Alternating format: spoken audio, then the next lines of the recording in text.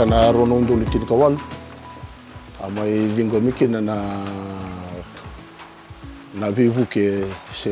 na grande na mai weekend na vertona tamaningel mai dingo mikina amai vakayang atake na vukuni tete kwa sadi tipu vana undolo namdola amai dingo mirawa asa ayang sar vakaliu vivuke sar vakaliu kena titipa kina itete apa itu ingioli road na masing-masing ko raya na itasir. Paano undolo ay pangatag sa raba kabinak, vibuke sa raba kaliw. Pangatag ikino na misin, kaya na pakaraw tagi ng gel. Tayo ba kita lang kinaliw sa na ite, bilikin na jinja, nandalo. Napunga tala na ite, kasama may pangatag sa kino pa kabinak. Na kaya na may soli. Na vivuke mai verto na nanonda tambana ningeli eviti ele butale na kasara itigukina dengan revital me ngarabi sa baka pinipina ko pakaliw pero ni may revilis na kaya may pakayang ataki kasama ka pinipina ka tagikina pakaliw na vivuke hindi na ni siya ito ele mo na nangangandra itiko membaleta na tosoi ni tete e bakani se lebu na ka itiko ngandre me baka dur ngandre bikino baka lebu na ilabo sa baka binibina ka tekino baka lebu na takabini ko sa ni maindo ng unong go sol na rin redilis tale kina nang garabi ni ningele ko sa di pakitiko mai asa may bibu ka sa baka lebu na bibu ka sa Roberting mo iberato na tambanan ng gele marhui ano nung tuturo. May bakani sa ato so tigo may na tete epita na baki sa didi tigo may sa tutal nga kina epita na itugo lele butali pero na makitigo kina meron ibuke na pakangata kining gele ndua na ngumisal. Kaya nangandrebi tigo na ngumisal na lomani tete may bakani ngona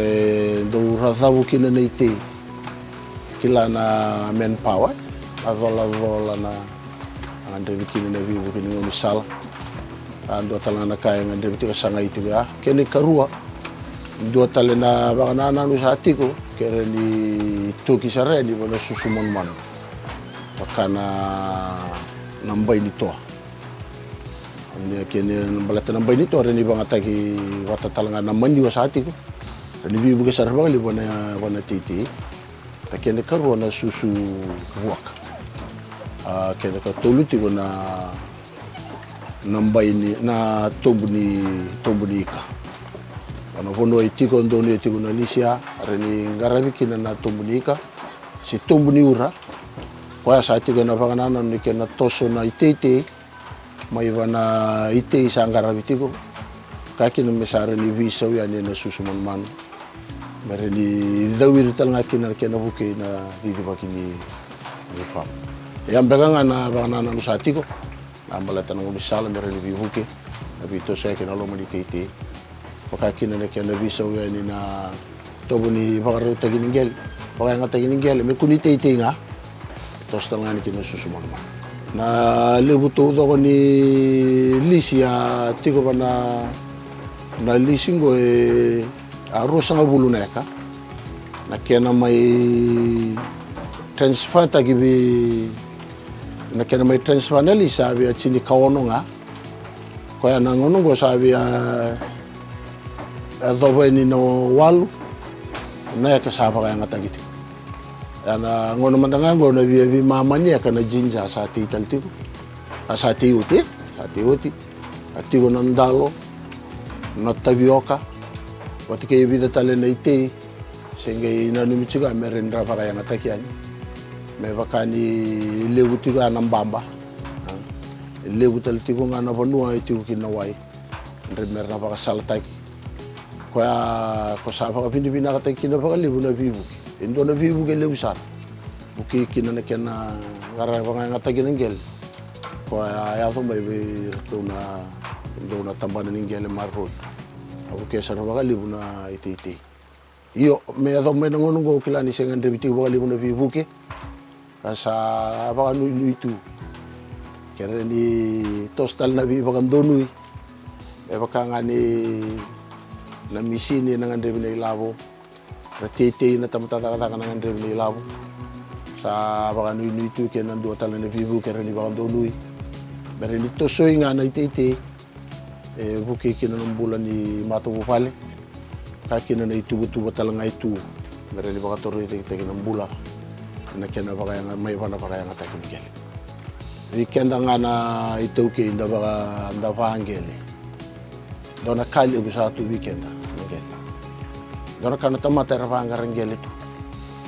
sa bimbi na no dare baka bimbi nambimbi ningele iti go mata ke baka menda rab na ngunungo lavi nguna tigo moy mure na lay binak me baka ni kakede en dan tini tigo haba ng gel lebu na kaya ng rebi bi baka toro jay tagi ng gel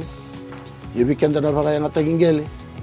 baka ni sa tu na vivu ke berto na tambana ng gel sando na vivu ke lebu sar weekend sa vi baka na numi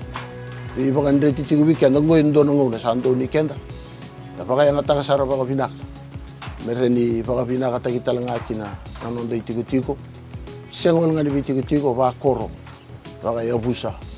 ando na vivu ke lebu itu kanang gele sa re kenang ngonongo me sanda yan raba da baka yang ataka balata sa laure ital nga lebu na ka sara mo ibana baka yang ataki ni gele